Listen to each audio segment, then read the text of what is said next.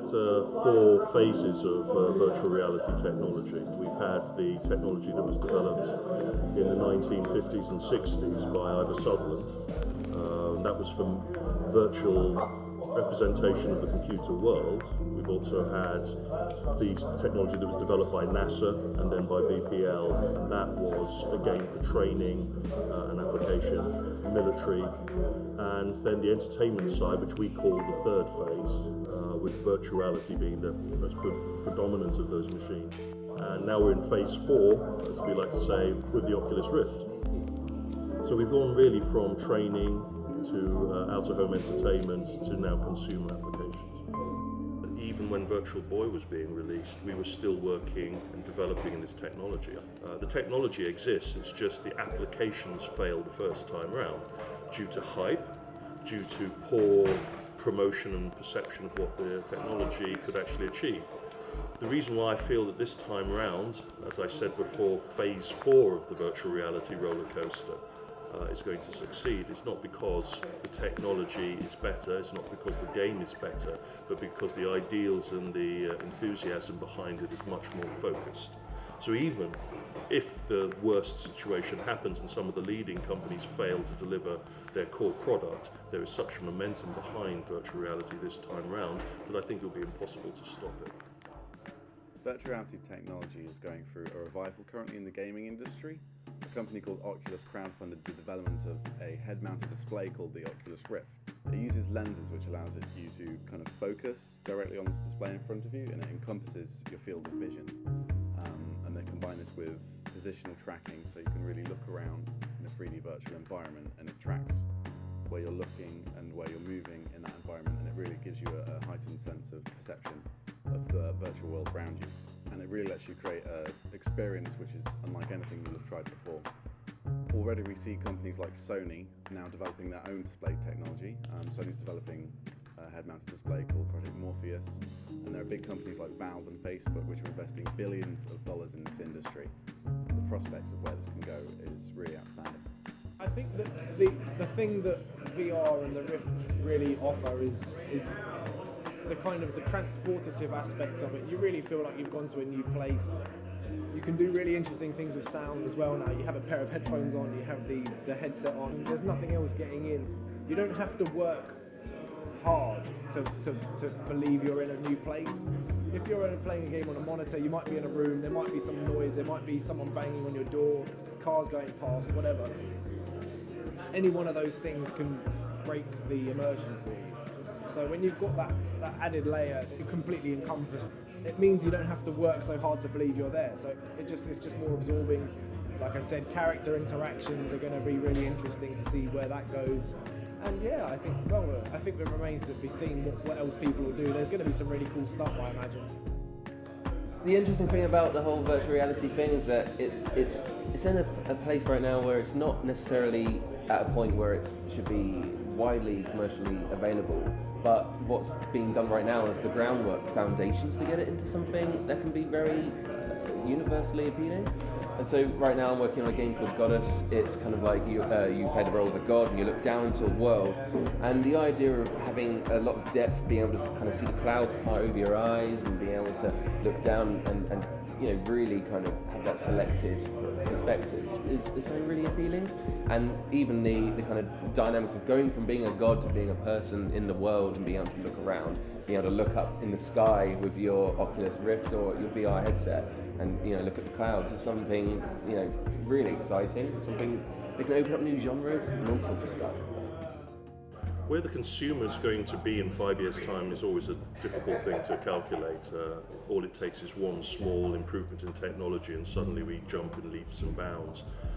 It's easier for me to try and speculate where we're going to be in about 2 years' time after the Rift has been officially launched to the consumer sector, and once we get a chance to see what Sony and other companies are going to do. As was said at the Steam Dev Day back in January 2014, they feel that the technology in just 1 year will be of such a high order that we've never seen this kind of performance of virtual reality before. Seamless graphics, no screen door. So I think the experience is going to be compelling. Whether we're experiencing it in games or experiencing it in a new form of genre is going to be the big question. Well, actually, I think virtual reality is much better for experimental art applications and sort of anything character-driven, where you have to interact with another character. I think it's really good for VR. So you're seated down, you just look at another person, and you can actually sort of interact with them. I think that's the best use of VR. Not actually classical games like first-person shooters or anything like that are too fast for VR, currently at least. You have to look around and it gets dizzy and it's problematical. Whereas if you're just focusing on one spot, then it's 3D and you can sort of look around, or even with the positional tracking, have more of a sense of the space. I think that's the perfect use of VR. So I initially developed interest for developing for the Oculus Rift because of working in the film space and we do interactive drama. Basically, I'm working on a game called 4 PM, which is the first-person experiential drama game, and I'm experimenting with VR because I think it helps get you more immersed and it helps get all the characters and their emotions across, and you actually feel more like you're in the space, like you're looking at a character and you're seeing them move. We are developing Amber, an anxiety management virtual reality platform for clinicians and researchers. In our field, cognitive behavioral therapies based on exposure present a high barrier for people to enter treatment. They are costly and they require people to face head-on what they fear the most. If you were afraid of flying and you wanted to get rid of it, you would need to go to your therapist, which in turn during treatment would go with you to the airport, and if you can bank the check, even have your therapist board the plane with you. VR offers a transitional space where you can start to manage your symptoms in a private setting such as your therapist's office, or in the future even from the comfort of your home, without having to board an actual plane or take a trip to the airport to start treating your symptoms. This leads to reduced costs for both the therapist and the client. It's also private and it adds convenience. Studies done with less advanced technology since the 60s have proven that cognitive behavioral VR therapy is as effective as in vivo exposure therapy. So my work involves the Oculus Rift and the Kinect, and what I do is I'm looking into phantom limb pain therapy with VR. So the idea is someone who is missing a limb, they have a problem where they think that the limb is still there, and that gives them a lot of pain and upset. And so there was a project quite a while ago that involved placing the one limb they would have had inside a mirror box so they could see the reflection of their missing limb, and this gave them some relief. So about 10 years ago now, I think, came up with a project to try and recreate the mirror box but in virtual reality, and the results were quite positive, but still the technology was a little bit clunky, difficult to use. But now that the Oculus Rift has finally now got into a clinic up in Manchester for clinical trials. There are other ways to do personalized content, and so I think as more and more people take this device into their lives, you're going to see more and more people interested in creating these very interesting pieces of future content. One thing I'm really excited about, which I think is in the near future, is a murder mystery thriller where you're watching this head tracking scene with a point of view and you hear pots drop over here and you look and somebody gets shot over there.